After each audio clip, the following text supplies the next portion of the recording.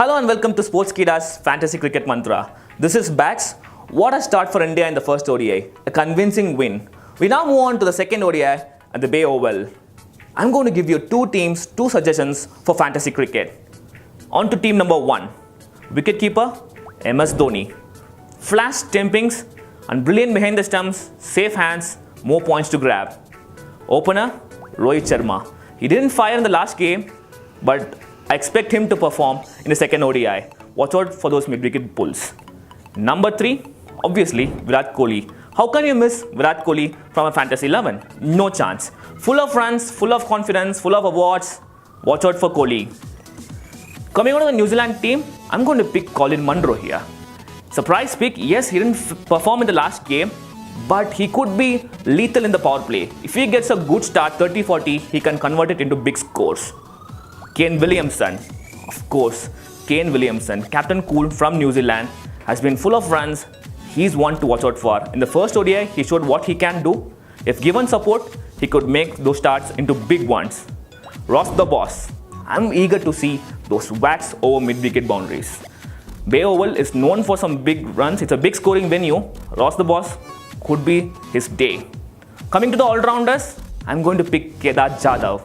The slinger took a wicket with his off spin, can score handy runs at the end, and he is one to look out for. Coming to New Zealand, all-rounder Mitchell Santner. Left-arm spinner coming back from an injury. He's done well in the past. He's a proven player and is highly respected in the cricket circle. He can be a handy pick for you guys. Moving on to the fast bowling segment, I'm going to go for Mohammad Shami. No doubt about it.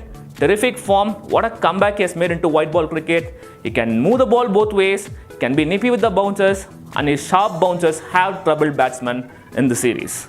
Another quickie will be Trent Bolt.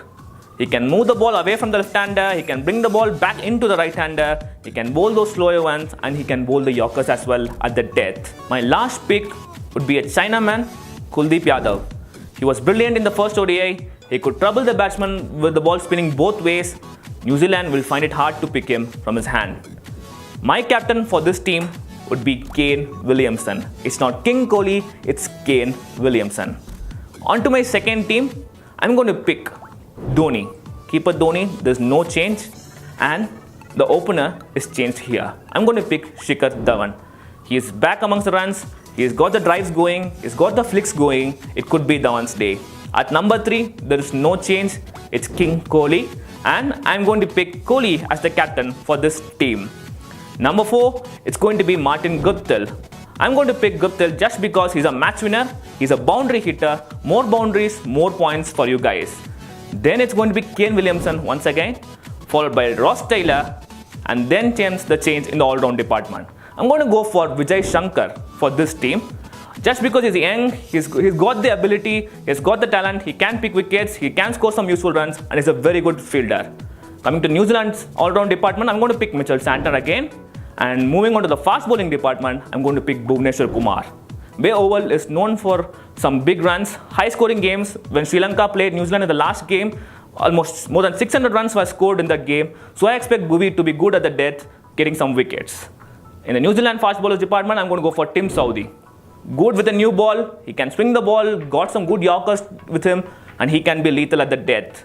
And in the last spinners department, I'm going to go for Yuzvendra Chahal. He was brilliant in the first ODI, picking up Ross Taylor with flight and guile, and he deceived Tom Latham again, and he could be a game changer for India in the second ODI.